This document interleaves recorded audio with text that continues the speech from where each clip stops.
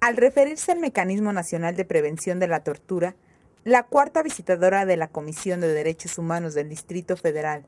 Alejandra Nuño Ruiz Velasco, destacó que este instrumento es un hito en materia de tratados internacionales porque tiene la facultad de formular recomendaciones y políticas públicas. Aseveró que la función del Mecanismo Nacional de Prevención de la Tortura es la realización de visitas a diversos centros de reclusión en todo el país. Y centros de detención lo establece o lo define de manera amplísima porque dice centros en los que haya privación de libertad de una persona, y por esto se entiende cualquier forma de detención o encarcelamiento o de custodia de una persona por una orden de una autoridad judicial o administrativa o de una autoridad pública, ya sea en una institución pública o privada de la cual no puede salir libremente. Entonces piensen ustedes en albergues, en centros de detención o de reclusión de personas menores de edad.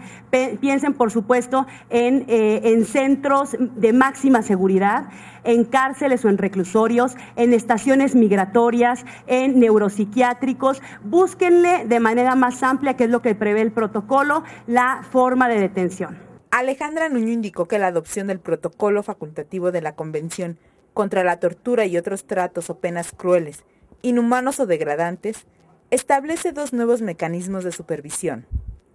Por una parte, establece un subcomité para la prevención de la tortura, que está conformado por 10 expertos que fueron elegidos en diciembre pasado, y uno de ellos es un mexicano, Miguel Sarre, y que tiene el mandato de estar sesionando en Ginebra, aparte de hacer visitas periódicas a los distintos estados que forman parte de este protocolo. Por otra parte, este protocolo establece otro nuevo mecanismo de supervisión, un hito en los tratados internacionales. Nunca antes un tratado internacional había previsto un mecanismo tan específico de supervisión nacional, conocidos como mecanismos nacionales de prevención de la tortura. Este mecanismo nacional de prevención de la tortura puede ser constituido de manera interna con las cuestiones que ya o con las herramientas y mecanismos que ya se prevén o que ya están establecidos, o pueden crearse nuevos mecanismos de prevención de la tortura. Edgar Cortés Morales, de la Red Nacional de Organismos Civiles de Derechos Humanos, Todos los Derechos para Todas y Todos, denunció que la mayor preocupación es que el gobierno federal designó a la tercera visitaduría de la Comisión Nacional de los Derechos Humanos como mecanismo nacional de prevención de la tortura, sin brindar mayores detalles. Solo voy a subrayar cuáles son nuestras preocupaciones fundamentales. Yo diría, primero, uno, que se haya tomado una decisión, como la ha tomado el gobierno federal, de que sea la tercera visitaduría de la Comisión Nacional de Derechos Humanos la que asuma esta tarea o responsabilidad de ser el mecanismo nacional de prevención. La preocupación tiene que ver, por un lado, en el que no se consideró en los hechos el proceso de 2 años de trabajo, de discusión, donde participamos organismos civiles, donde las comisiones estatales de derechos humanos también estuvieron participando, académicos, etcétera, y donde uno de los acuerdos era que para atender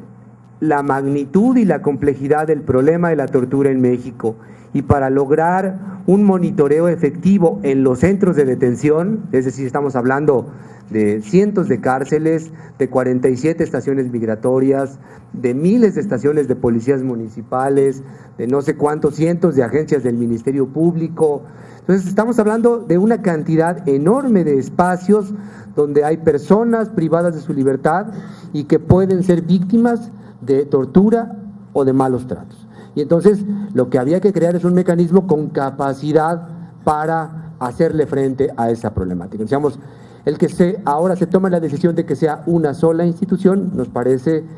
sumamente limitante. Cortés Morales afirmó que en México no existe una institución que por sí sola pueda garantizar la prevención de los tratos crueles e inhumanos en todo el país. Y en ese sentido estamos convencidos, y así lo expresamos en el proceso, que lo que se requería era un mecanismo que sumara instituciones y cosas que ya existen, pero que también generara nuevas posibilidades. Y por supuesto eso suponía la participación de la Comisión Nacional, pero también la participación por igual de las comisiones estatales, asegurar la participación activa de los organismos civiles de derechos humanos y que se pudiera crear un grupo colegiado de expertos y expertas en el tema que ayudaran a darle coherencia y coordinación a todo este mecanismo que tendría que ser en realidad un sistema. Desafortunadamente, eso no ha sucedido. Edgar Cortés señaló que las organizaciones civiles, las instituciones académicas y los organismos públicos solicitan al gobierno federal sustentar dicha determinación. Primero, que el gobierno federal informe pública y puntualmente de la decisión tomada sobre la creación del Mecanismo Nacional de Prevención y presente las razones que sustentan dicha decisión,